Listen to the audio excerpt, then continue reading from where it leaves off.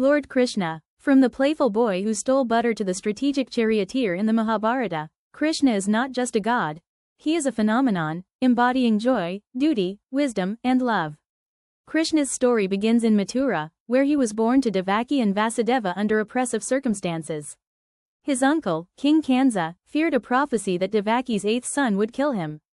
So, when Krishna was born, he was secretly carried across the Yamuna River to Gokul, where he was raised by Yashoda and Nanda. Krishna's childhood is a symphony of charm, mischief, and miracles. He's known for stealing butter, playing pranks on the gopis, and performing impossible feats like lifting the Govardhan mountain. But these are not just cute tales, they are deeply symbolic.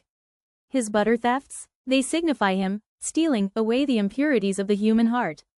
His lifting of Govardhan? A statement against ritualistic worship in favor of faith in the divine. As a child, Krishna is adored because he is accessible. He reminds us that the divine is not always solemn or distant.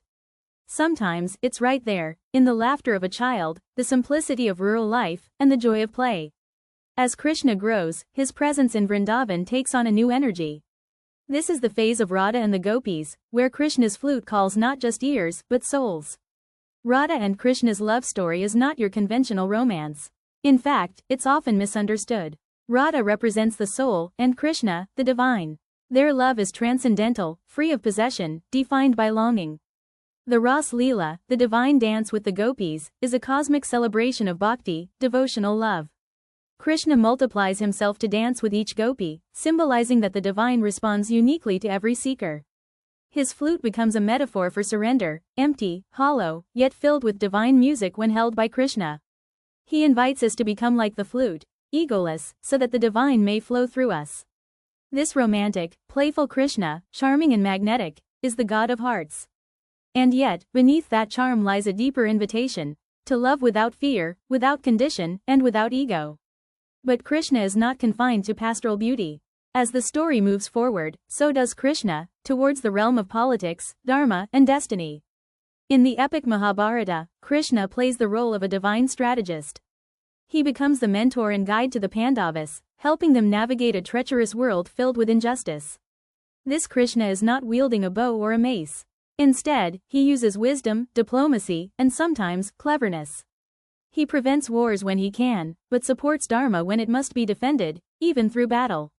He refuses to pick up arms during the Kurukshetra war, but offers himself as a charioteer to Arjuna. To Duryodhana, he offers an army. To Arjuna, only his counsel. The Pandavas choose Krishna, and in doing so, choose divine wisdom over brute force. This face of Krishna teaches us that divinity does not mean passivity. Sometimes, it takes form as a force of balance in an unbalanced world. Krishna is not here to escape the world but to engage with it, wisely, purposefully, and with vision. He teaches that dharma is not rigid, it must be interpreted with awareness of context and consequence. His actions, though sometimes morally complex, always aim toward a higher good. Perhaps Krishna's most profound face is that of the teacher, delivering the Bhagavad Gita on the battlefield of Kurukshetra. As Arjuna hesitates, torn between his duty and personal sorrow, Krishna reveals a higher truth. He doesn't offer comfort, he offers clarity. You have the right to your actions, but not to the fruits of those actions. Do your duty, without attachment. See yourself in all beings, and all beings in yourself. These teachings go far beyond the battlefield. They apply to every moment of our lives, when we must choose between comfort and courage, when our roles conflict with our values, when we seek meaning in chaos. In this phase, Krishna becomes timeless, a source of inner strength and higher purpose. Krishna is described as Sat Chit Ananda, existence, consciousness, and bliss. He is the all-encompassing reality behind the apparent world. When he shows Arjuna his cosmic form, time collapses. The future, past, and present become one. He becomes all-devourer and all-creator. This is the Krishna who reminds us of our smallness and our vastness at once. In an age of stress and uncertainty, Krishna's life is a blueprint, not for withdrawal from the world, but for graceful engagement with it.